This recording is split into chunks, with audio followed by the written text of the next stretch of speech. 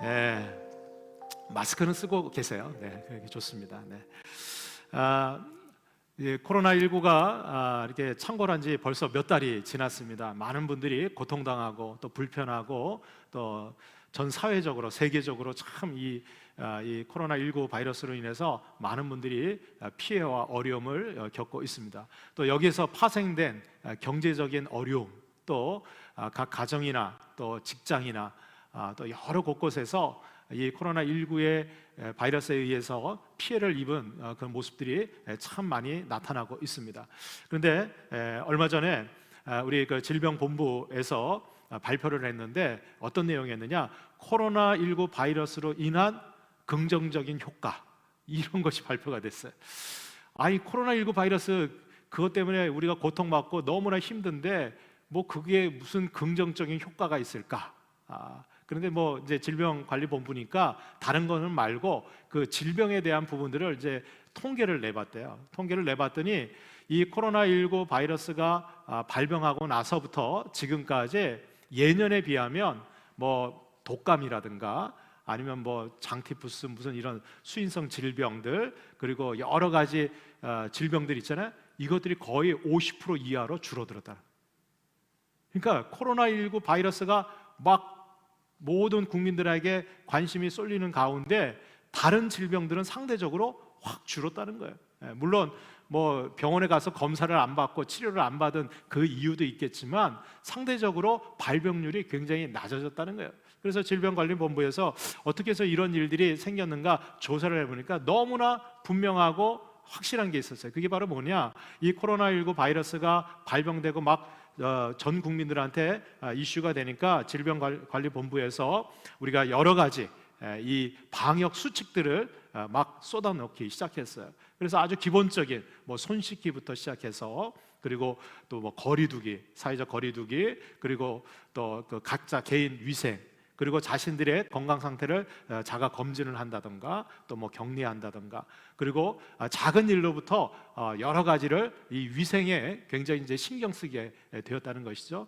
저도 예전에는 뭐 마스크 착용 안 했죠. 그런데 누구나 다 이렇게 마스크 착용을 하다 보니까 아무래도 각종 질병이나 세균성 또 이런 것들로부터 많은 분들이 이렇게 보호를 받다 보니까 상대적으로 다른 질병들이 많이 줄어들었다는 것입니다. 저도 이렇게 가만히 생각해 보니까 저도 이제 알레르기 그 비염이 있는데 그 봄이 되면 4월, 5월 되면 저는 꽃 피는 게 별로 좋지는 않아요. 왜냐면 이 꽃가루나 이런 것들이 제가 민감하기 때문에 재채기, 뭐 간지러움, 또 잠잘 때도 이렇게 막 황사나 이런 것도 불어오고 그러면 제가 굉장히 이렇게 좀 그래서 약을, 그 알레르기 약을 이제 달고 사는데 가만히 돌이켜 보니까 올해에는 별로 약 먹은 기억이 없어요. 그냥 지나간 것 같아요. 지나간 것 같아요. 그래서 왜 그런가 가만히 봤더니 저도 이렇게 뭐 마스크 쓰고 개인 위생하고 또 이렇게 주변에 이제 청소하고 뭐 이렇게 환기시키고 이러다 보니까 또 이제 중국에서 공장들이 다 멈추다 보니까 황사나 유해 물질들이 대폭 줄었다 그러잖아요. 그래서 맑은 하늘이 생기고 말이죠. 그리고 예년에 비하면 황사 발생률이 거의 없이 이렇게 지나가는 것을 볼 때, 이 코로나19 바이러스가 우리에게는 아주 정말 치명적이고 힘들게 하는 것도 많았지만 그로 인해서 우리가 생활 그 방역 수칙들을 잘 지키다 보니까 그 외에 다른 그런 질병들이나 이런 것들로부터 우리가 오히려 보호함 받고 잘 그렇게 지내지 않았나, 그런 생각을 갖게 되었습니다. 이 생각을 가지면서 저는 우리의 삶도 또 우리 신앙생활도 우리가 이렇게 한번 돌아봐야 되겠다, 그런 생각을 가졌어요. 실은 오늘은 우리 감리교회에서는 제40회 평신도 주일로 지키는 날입니다. 저는 개인적으로 평신도라고 하는 말을 별로 좋아하지는 않아요. 왜냐하면 이 평신도라고 하는 말은 예전에 가톨릭 그 천주교죠, 구교에서 이 사제, 신부와 같은 사제 그 지위와 일반 성도들을 구분하기 위해서 썼던 말이 평신도입니다. 평범한 신도라는 거예요. 그런데 저는 이것보다는 오히려 여러분들 사제든 뭐 목회자든 교육자든 우리 일반 신도들이든 다 통틀어서 성도예요, 성도. 그래서 저는 이 평신도라고 하는 말보다는 성도라고 하는 말을 더 좋아하고, 그리고 이것이 우리 개혁주의 신학에서는 맞는 표현이 아닌가, 그런 생각을 갖습니다. 그래서 우리 모두는 하나님 앞에 성도들이고 맡은 바 직분만, 역할만 조금 차이가 있을 뿐이지 우리 모두는 하나님의 백성 자녀이고, 그리고 우리 모든 성도들은 하나님 앞에 거룩한 왕 같은 제사장인 줄로 믿습니다. 그래서 우리가 이 평신도 주의를 맞이하면서 기억해야 될 것은, 우리 감리교 그 사회 평신도국에서는 이 평신도 주의를 맞이해서 우리가 교인으로서 정말 세상 속에서 거룩한 성도의 삶을 살기 위해서는 어떻게 살아가야 되는가, 교인 생활 수칙이라고 하는 것들을 자세하게 아주 핵심적이고 기본적인 내용들을 이렇게 만들어서 우리 모든 성도들에게 이제 교육하고 가르치는 그런 기간이 바로 이 평신도 주일 기간입니다. 특별히 이제 올해에는 이 평신도 주일을 맞이해서 다른 어떤 것보다도 정직한 마음, 그리고 성결한 신앙생활을 회복하자라는 주제를 갖고 우리의 삶, 우리 각자의 삶을 점검하고 확인하는 그런 기간으로 삼고 있습니다.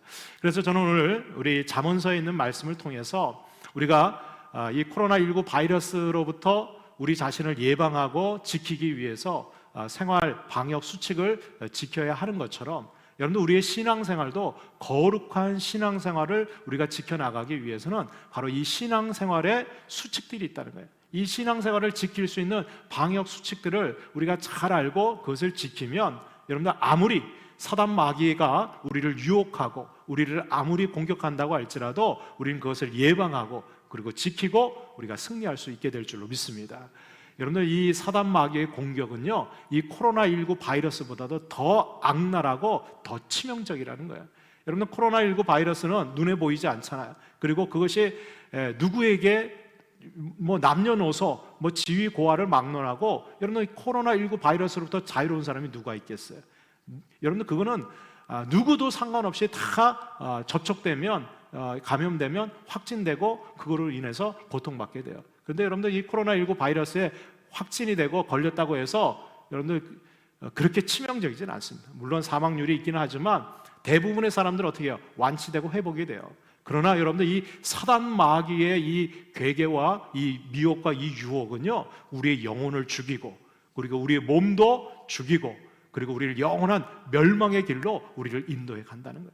그래서 여러분들 우리는 이 코로나19 바이러스를 방역하고 이 지키는 것보다도 더 우리가 민감하게 깨어서 방어하고 지켜야 될 것이 바로 이 사단 마귀의 유혹과 그들의 공격이라는 거예요. 자, 그렇다면 우리가 이 사단 마귀의 괴계를 어떻게 예방하고 우리의 신앙생활을 거룩하게 지켜나갈 수 있을까? 여러분들 잠언서는 우리가 흔히 말하는 지혜서입니다. 하나님께서 우리가 인생을 살아가면서 어떻게 살아가는 것이 하나님을 기쁘시게 하고 하나님이 정말 원하시는 그런 삶을 살아갈 것인가, 바로 솔로몬을 통해서, 가장 지혜가 충만했던 이 솔로몬 왕을 통해서 하나님께서 오늘도 저와 여러분들에게 우리가 이 세상 속에서 악한 영들을 대적하고 승리하고 그리고 하나님 앞에 거룩한 성도로 살아갈 수 있는 아주 중요한 하나님의 지혜를 이 잠언서를 통해서 우리에게 알려주고 있다는 거예요. 특별히 잠언 5장에는 음녀라고 하는 그런 대상을 표현하고 있는데, 이 음녀는 우리를 멸망시키고 우리를 죄악으로 유혹하는 아주 악한 존재, 바로 사단 마귀를 대표하는 그런 존재가 바로 음녀입니다. 그래서 이 음녀에 대한 표현은 요한계시록에도 등장해요. 이 말은 여러분 우리가 살아가는 동안 주님이 오시는 그날까지 끊임없이 우리 믿음의 백성들, 성도들을 미혹시키고 유혹해서 죄악과 멸망의 자리로 이끌어가는 존재가 있으니 그가 바로 음녀고, 그 뒤에는 바로 이 사단 마귀가 끊임없이 호시탐탐 지금도 저와 여러분들을 미혹하고 있다는 거예요. 자, 그렇다면 우리가 이런 사단 마귀의 괴계를 어떻게 예방하고 막아낼 수 있을까요?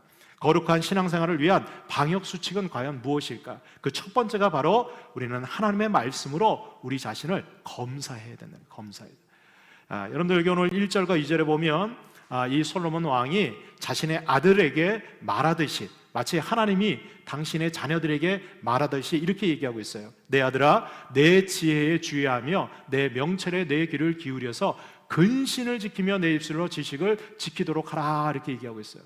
여기 보니까 솔로몬이 뭐라고 권면하냐? 내 아들아, 내 지혜에 주의하고 내 명철에 내 귀를 기울이라 그랬어요. 여기서 얘기하는 지혜와 명철은 하나님의 말씀입니다. 여러분들 하나님의 말씀에는 하나님의 지혜가 담겨져 있고 우리가 이 땅에서 살아가는 데 있어서 옳고 그른 것을 판별할 수 있는 명철이 바로 하나님의 말씀 가운데 있다는 거예요. 그래서 여기 보니까 근신을 지키며 그랬어요. 이 표현이 조금 여러분들 이해하기가 어려울 텐데 원래 히브리어 원어의 그 뜻에 보면 신중하게 분별해서 하나님의 말씀을 잘 지켜라, 그런 의미가 담겨져 있어요. 그러니까 근신을 지키라는 말, 여기 지혜와 명철에 귀 기울여서 근신을 지키라는 말은 하나님의 말씀을 통해서 어떻게 해요? 우리 자신을 점검해보고 확인해봐서 어떻게 해요? 내가 하나님 뜻대로 제대로 살아가고 있는가 아닌가, 그것을 늘 어떻게 해요? 확인해보라는 거예요. 신중하게 점검해봐야 된다는 거예요. 근데 여러분들 이것이 말은 쉽지만 그렇게 쉽지 않아요. 왜냐하면 우리는 살아갈 때 자기의 기준, 자기의 가치관, 자기의 생각을 갖고 살아가지 하나님의 말씀을 나의 삶의 기준으로 삼기가 그렇게 쉽지는 않아요. 우리가 예배 드릴 때 말씀을 들을 때는 아 그래, 하나님 뜻이 저거지, 하나님께서 이렇게 살라고 말씀하셨지, 우리는 마음의 결단도 하고 은혜도 받아요. 그런데 여러분들 우리가 세상 속에서 살아갈 때 늘 하나님의 말씀을 기억하고 그 말씀을 통해서 나 자신을 돌아보느냐? 쉽지 않아요. 우리는 순간 잃어버리고 잊어버리고, 그리고 내 뜻대로 내가 원하는 대로 그냥 내 판단, 내 결정, 내가 좋아하는 거 그거 선택하면서 그냥 살아가는 거예요. 그러면서도 내가 정말 하나님의 뜻대로 살고 있다라고 하는 착각을 할 때가 많아요. 그래서 여러분들 오늘 이 솔로몬은 우리가 정말 거룩한 신앙생활을 하기 위해서는 우리 자신을 점검해 볼 때 자기 기준으로, 자기 생각이나 나는 괜찮게 살고 있어, 내 신앙생활 이 정도면 괜찮지, 이렇게 판단하는 것이 아니라 뭘 통해서? 하나님 말씀, 하나님의 지혜와 명철인 이 하나님의 말씀을 통해서 어떻게 해요? 우리 자신을 점검해보고 검사해봐야 된다. 어떤 의미에서 보면 오늘 우리가 예배 드리면서 하나님 말씀을 들을 때 그 말씀이 나에게 찔림이 되고 나에게 도전이 되면 그 말씀에 비춰서 나는 제대로 살고 있는가? 여러분들 이것을 우리가 늘 확인해보고 검사해 봐야 된다는 거예요. 특별히 사도 바울은 자기의 사랑하는 영적 아들 디모데에게 이렇게 권면했습니다. 디모데후서 2장 14절 15절에 보면 너는 그들로 이 일을 기억하게 하여 말다툼을 하지 말라고 하나님 앞에서 엄히 명하라. 이는 유익이 하나도 없고 도리어 듣는 자들을 망하게 함이라. 너는 진리의 말씀을 옳게 분별하여 하며 부끄러울 것이 없는 일꾼으로 인정된 자로 자신을 하나님 앞에 드리기를 힘쓰라 그랬어요. 여러분들 사도 바울이 왜 디모데에게 이런 말을 했을까요? 왜냐하면 이 디모데가 지금 목회하고 있는 곳이 어디였느냐? 에베소 교회였어요. 사도 바울은 자신이 3년 반 동안 심혈을 기울여서 목회했던 이 에베소 교회의 후임자로 이 디모데를 세워놓고 자신은 이제 로마와 그리고 예루살렘을 통해서 로마까지 복음을 증거하기 위해서 전도자로 나가게 됩니다. 그런데 이 에베소 교회에서 좋지 않은 소식이 들리는 거예요. 어떤 소식이 들리냐? 이 에베소 교회 성도들 가운데서 다툼이 일어났다는 거예요. 그러면서 서로 자기 주장과 의견들이 나타나서 말다툼이 일어나는 거예요. 그리고 그것으로 인해서 그것을 듣는 많은 성도들이 어떻게 해요? 시험에 드는 거예요. 그래서 이 사도 바울이 안 되겠다 싶어서 이 디모데에게 편지를 보내는 거예요. 그게 바로 디모데 후서입니다. 이 디모데전서 후서는 이 사도 바울이 정말 자신의 인생의 마지막에 자기 영적 아들 디모데에게 편지를 보내는 거예요. 보내면서 첫 번째가 뭐냐? 너가 담임 목회자니까 거기에 있는 성도들 말다툼하는 거 그거 엄히 명예해서 말다툼하지 말라고 해라. 왜? 말다툼하게 되면 그거는 망하게 하는 거다. 듣는 성도들도 시험에 들게 하는 거고 그 교회 공동체도 망하게 하라는 거예요. 멈추라는 거예요. 말다툼하지 못하게 하라는 거예요. 그럼 뭐 하라는 거야? 하나님 말씀을 옳게 분별해서 어떻게 해요? 우리 자신을 하나님 앞에 드리도록 거기에 집중하라는 거예요. 그러니까 여러분들 우리가 하나님 앞에 섰을 때 여러분들 뭐 내 생각도 내 주장도 있지만 다 내려놔야 돼요. 뭐 해야 돼요? 하나님 말씀으로 나를 점검하고 확인해 봐야 돼요. 여러분들 우리나라에서도 그 코로나19 바이러스가 처음에 막 창궐하다가 어느 정도 이제 진정이 되다가 아주 폭발적으로 터진 게 있어요. 그게 바로 대구에서 우리가 잘 알고 있는 31번째 그 확진자. 이 확진자를 통해서 여러분들 그 신천지 집단에서 아주 폭발적으로 이 코로나19 바이러스가 확산되기 시작했고 전 국민들에게 다 전 지역으로 다 퍼져나갔잖아요. 그런데 여러분들 그 질병관리본부센터에서 확인해 보니까 이 31번째 이 확진자가요 2번씩이나 검사를 받을 기회가 있었다는 거예요. 그 병원에서 의료진들이 당신 증상이 있으니까 검사를 받아보십시오 이렇게 얘기했더니 이 사람이 뭐라고 얘기했냐, 나는 해외에 나가지도 않았고 확진자 만난 적도 없고 증상도 경미하니까 나는 검사 받을 필요가 없다, 나 검사 안 받겠다는 거예요. 자기 증세가 있는데도 이거 자기 생각하는 거예요. 자기가 생각할 때 나는 안 걸렸다는 거예요. 그러니까 난 검사 안 받겠다는 거예요. 2번씩이나 그렇게 거부했어요. 그리고 나중에 가서 이제 어쩔 수 없으니까 검사를 해보니까 양성 판정이 나온 거예요. 근데 그 기간 동안 검사 안 받고 버티는 그 기간 동안 수백 명의 사람들을 만난 거예요. 그리고 이게 알지 못하는 가운데 확 퍼져버리는 거예요. 그 의료진들이 얼마나 안타깝게 여기에서 첫 번째 검사할 때 검사했었더라면, 그때 만약에 확진 판결을 받아서 양성 판정이 나와서 격리 조치가 됐으면 더 많은 사람들에게 이것이 번지지 않을 수 있었을 텐데, 첫 번째가 아니라 2번째 검사 때만이라도 검사만 받았어도, 그래서 양성 판정이 나와서 그때만 조치가 됐어도 이렇게까지 수많은 사람들이 고통당하지 않을 수 있었는데, 그 검사 안 받은 것 때문에 여러분들 내가 걸렸는지 확진됐는지 양성인지 음성인지 자기 느낌으로 판단합니까? 내 생각에는 나는 아직 안 걸렸어. 여러분들 그건 누가 판단하는 거예요? 의료진에게 가서 시약을 통해서 검사를 받아서 판정 결과가 나와야지. 물론 여러분들 그 시약 또 판정도 음성으로 나왔다가 나중에 양성으로 바뀌어지는 경우도 있어요. 그래도 여러분들 어떻게 해요? 거기서 판정을 받아야지. 그게 확실한 거지. 여러분 우리의 신앙생활도 내 느낌이나 내 생각으로 나는 괜찮아, 나는 잘하고 있어. 근데 여러분들 정작 그들은 병들어가고 있고 말이죠. 사단 마귀에 의해서 미혹돼 가고 있는데 그걸 깨닫지 못하는 경우도 많이 있다는 거예요. 뭘 통해서 우리 자신을 검사해야 될까요? 하나님 말씀. 정말 하나님 말씀에 비춰서 나 자신을 볼 때 나는 정말 건강하고 거룩한 성도의 삶을 살아가고 있는가? 만약 그렇지 않다면, 내 삶에서 이러한 증세들이 나타나고 있다면 빨리 조치를 취해야 돼. 빨리. 여러분 오늘도 하나님 말씀은요 우리가 건강하고 거룩한 신앙생활하는 모습들을 여러 가지로 보여주고 있어요. 여러분 우리는 하나님 앞에 나아갈 때, 예배드리러 나갈 때 기쁨이 넘치는 거예요. 찬양을 부를 때 여러분들 정말 감사가 넘쳐야 되는 거예요. 기도할 때 하나님께서 우리에게 주실 응답에 대한 기대감과 믿음이 생겨야 될 거 아니겠어요? 근데 기도 시간은 점점 줄어들고 예배 시간에 기쁨도 사라지고 찬양을 불러도 입은 열려지지 않고, 그러면서도 나는 건강한 신앙생활을 하고 있다. 하나님 말씀으로 비춰볼 때는 병 들어가고 있는 거예요. 병 들어도 한참 들어서 중병에 들어서 회복할 기미가 없는데 나는 괜찮다고 생각하고 있지는 않습니다. 여러분 하나님 말씀에 비춰서 보면 내 신앙생활과 내 믿음과 나의 지금 상태가 어떠한지가 너무나 분명하게 드러나게 된다는 거예요. 우리가 사단 마귀의 괴계를 물리치고 여러분들 정말 거룩하고 영적으로 승리하기 위해서는 날마다 순간순간마다 하나님의 말씀으로 저와 여러분들 우리 자신들을 검사해 봐야 될 줄로 믿습니다. 검사가 중요해요. 처음에 시작이 여기 있어요.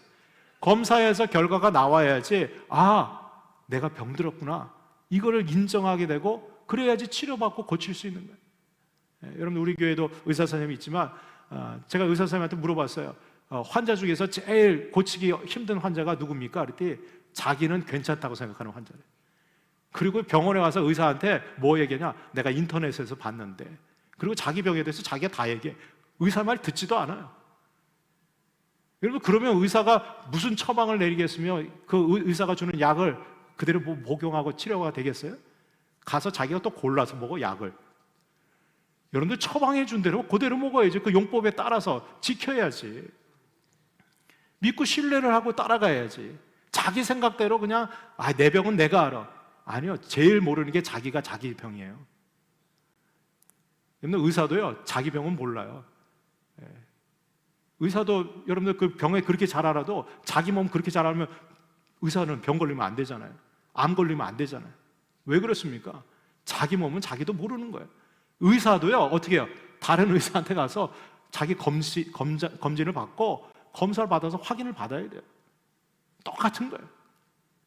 저와 여러분들 정말 우리 영혼의 의사가 되시는 예수님 앞에 나아가서 주의 말씀으로 날마다 검사받고 건강을 지킬 수 있기를 주님의 이름으로 축복합니다. 두 번째로 우리가 거룩한 신앙생활을 하기 위한 방역 수칙은 뭐냐? 우리의 말을 필터로 걸러내야 된다. 이게 뭐냐? 제가 이게 어떻게 표현할까 하다가 여러분들 말할 때 마스크를 쓰셔야 돼요. 여러분들 오늘 2절 말씀 끝절에 보면 내 입술로 지식을 지키도록 하라 그랬어요. 지키도록 하라. 여러분들 신앙생활 할 때 이 말이 굉장히 중요합니다. 특별히 말로 범죄하기도 하고요, 말로 시험 들기도 하고요, 또 말 한마디가 사람에게 위로와 소망이 되기도 하고요. 여러분 하나님께서는 우리에게 어떻게 우리를 회복하고 치료하십니까? 말씀으로. 여러분들 말이 그만큼 중요한 거예요. 우리 기독교는요 말씀의 종교입니다. 하나님의 말씀은요 살아서 능력이 있어요. 그래서 우리 심령 골수를 어떻게 쪼개고 치료하시고 수술하시는 능력이 하나님 말씀에 있는 거예요. 그런데 이 말은요 인간이 거침없이 걸러지지 않고 막 말하게 되잖아요. 상대방 영혼을 죽일 수도 있다는, 말 한마디가 한 인생을 망가뜨릴 수도 있어요. 제가 예전에 그 목회 상담 공부를 할 때 어떤 분이 이렇게 상담을 오셔서 그 교수님이 이렇게 상담하는데 이분이 완전 인생 자체가 무너져 내렸어요. 왜 내렸냐? 한 30년을 이제 결혼 생활하시고 부부 생활을 해서 이렇게 자녀들을 다 키우고 성장시키고 했는데 어느 날 그 부부 싸움을 하게 되는 거예요. 부부 싸움을 하는데 이 남편이 해서는 안 될 말을 한마디 하는 거예요. 뭐라고 얘기했냐? 너 같은 거 필요 없어. 꺼져. 이렇게 얘기합니다. 근데 이 말이요, 그 아내의 마음에 그냥 확 꽂힌 거예요. 나 같은 거 필요 없다고? 내가 30년 동안 이렇게 결혼 생활하고 자녀 다 키우고 이렇게 헌신했는데 나가 필요 없다고? 나보고 꺼지라고? 그 자신의 존재감이 그냥 그 말 한마디에 무너져 내리는 거예요. 아무런 삶의 의미가 없는 거예요. 내 인생 뭐지?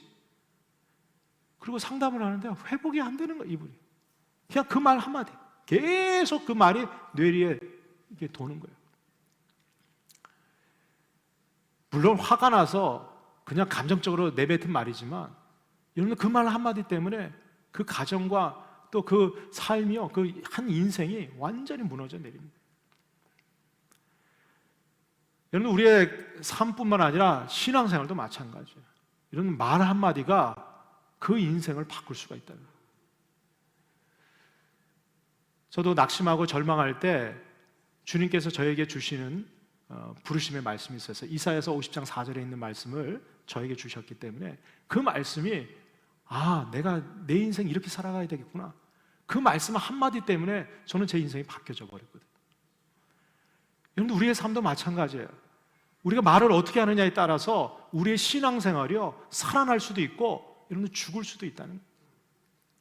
잠언 5장 3절로 4절 말씀에 보면 대저 음녀의 입술은 꿀을 떨어뜨리며 그의 입은 기름보다 미끄러우나 나중은 쑥같이 쓰고 두 날 가진 칼같이 날카로울다 그랬어요.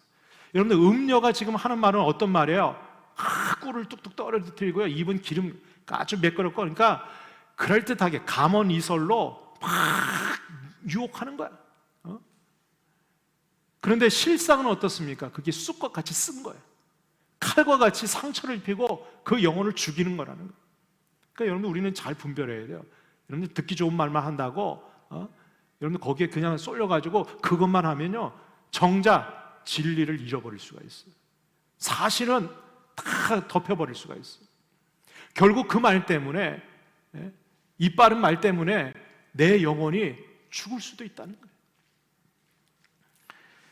거예요. 제가 뉴스를 보니까 아주 대가족이 이번에 이제 가족이 이렇게 확진이 됐는데 8명이 가족들이라고요. 근데 그 중에서 한 명만 음성 판정이 나왔어요. 그 가족들이요 아주 이게 대가족으로 할아버지 할머니 이렇게 그 가족들이 근데 여러분들 가족들이 한 명이 걸리면 웬만하면 어떻게 해요? 그 가족들이 다 걸리잖아요.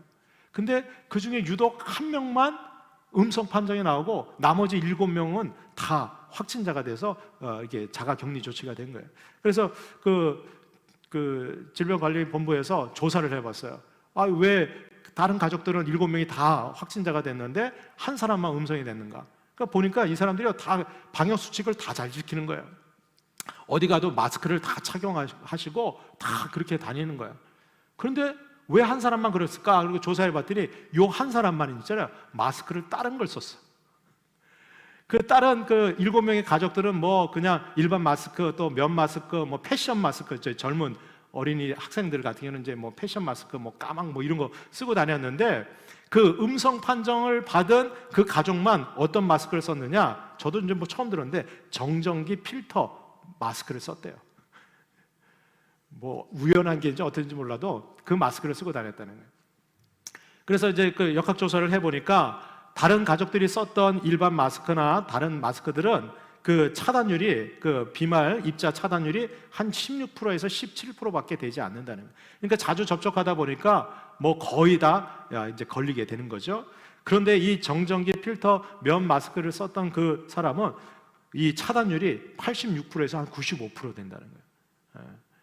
그래서 이 마스크를 갖다 이렇게 그 구조를 이렇게 보니까 그 중간에 필터들이 있는데, 그 필터가 하나가 있는 것이 아니라 그냥 필터뿐만 아니라 그 부직포로 만든 필터뿐만 아니라 정전기 필터가 추가가 되어 있다는 거예요. 가격은 조금 더 비싸고, 그리고 이게 이제 그 호흡하는 데는 조금 불편하다고 그래요. 그런데 이 필터가 있음으로 인해서 오히려 외부로부터 그런 바이러스나 이런 것들이 침투하는 것을 더 효과적으로 차단하고, 또 본인이 이렇게 말을 할 때 그 비말이나 이런 것들이 거기에 다 걸러져서 다른 사람들한테 영향을 안 주는 거예요. 그러니까 철저하게 이 마스크가, 이 정전기 필터 마스크가 그걸 차단했다는 거예요.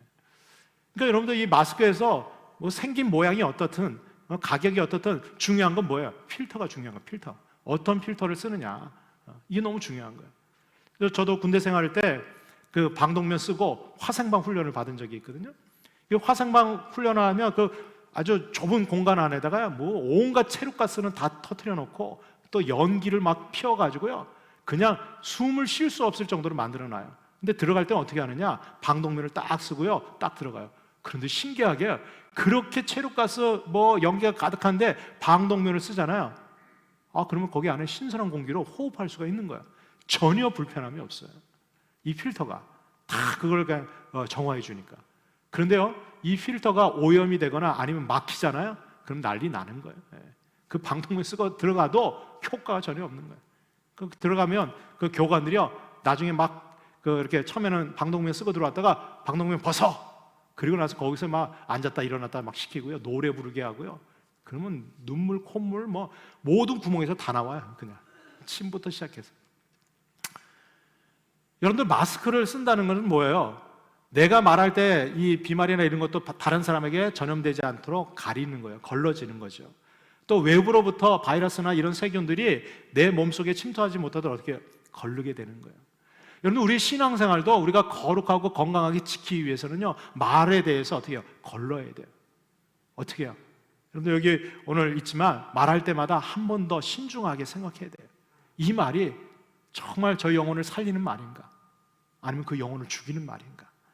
내가 이 말 한마디 함으로 인해서 우리 공동체가 정말 은혜롭게 되는 것인가? 아니면 상처를 입히고 공동체를 깨게 하는 것인가? 정말 그 말 한마디 때문에 여러분 그런 고통과 아픔을 줄 거면 차라리 어떻게 해요? 골방에 들어가서 기도하는 게 낫습니다. 여러분들, 우리는 말할 때마다 여러분들 우리는 신중하게 해야 돼요. 하나님 앞에서 우리의 말을 갖다가 걸러야 돼요. 걸러야 돼요.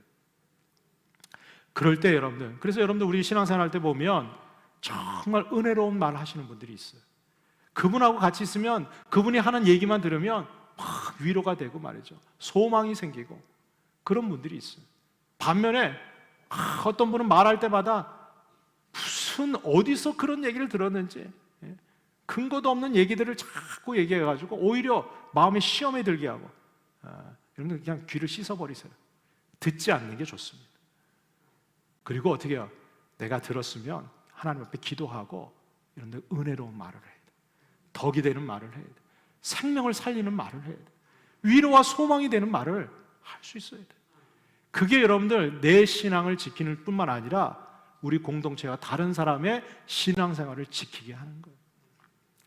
저와 여러분들 정말 주님께서 말씀하시듯이 저와 여러분들의 말에 잘 걸러서 은혜와 격려와 소망이 되는 말이 넘쳐날 수 있기를 주님의 이름으로 축복합니다.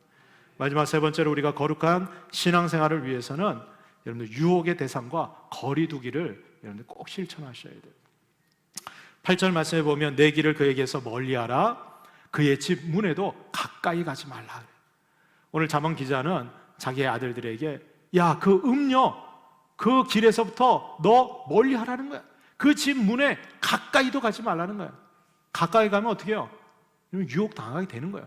보면 듣게 되면 유혹 당하게 되는 거예요. 끌려가게 되는 거예요. 그 감언 이설에 넘어가게 되는 거예요. 그러니까 어떻게 해요? 가까이 가지 말라요. 거리 두라는 거예요. 거리 두라는 거예요. 여러분들 잠언 6장 27절로 28절에 보면 이 말씀이 있습니다. 사람이 불을 품에 품고서야 어찌 그의 옷이 타지 아니하겠으며 사람이 숯불을 밟고서야 어찌 그의 발이 되지 아니하겠느냐.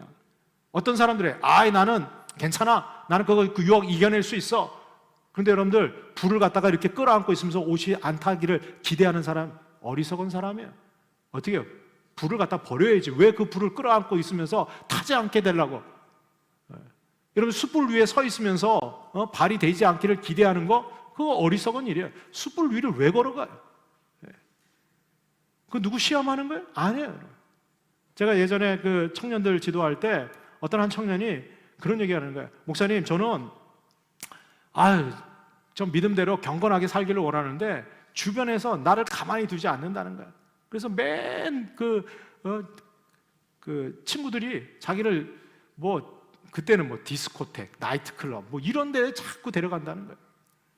그래서 제가 물었어요. 야, 넌 토요일 날 저녁에 어디 있냐? 그랬더니 어디 그냥 친구들 만나죠.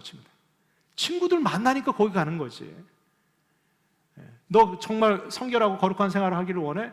그럼요. 그래. 그러면 토요일 날 우리 성경 공부에 나와. 제자 훈련하는데. 한 달 딱 지나니까 친구들 다 떨어져 나가요.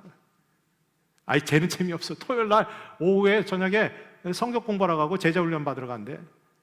안 모이니까요. 친구들이 부르지도 않아. 연락도 안 해요. 그 다음부터. 여러분 가까이 가면 유혹 당하게 되는 거예요. 끌려가게 되는 거예요. 우리가 여러분들 사단 마귀의 괴계 다 없애면 좋겠죠. 그런데 여러분들 세상이 그렇습니까? 세상 사람들은요 그걸로 해서 돈 벌고 그걸로 해서 먹고 사는데 그거 어떻게 다 없앨 수 있겠어요? 그러면 어떻게 해요? 우리가 가지 말아야 돼요. 우리가 근처에 유혹 당하지 않도록 없애야 돼요. 어떤 분들은 신앙생활 하면서도 술, 담배 못 끊으시는 분들이 있어요. 왜 그렇습니까? 여러분들 다 정리하셔야 돼요. 두고 내가 참아야지. 두고는 안 돼요. 못 참아요. 생각나는데, 보여지는데 다 청소해야죠. 없애야죠. 다 끊어버려야죠. 이게 필요한 거예요. 이 코로나19 바이러스가 발생하면서 전혀 들어보지도 못했던 사회적 거리두기, 여러분들 들어보셨습니까? 저는 이번에 처음 들었어요.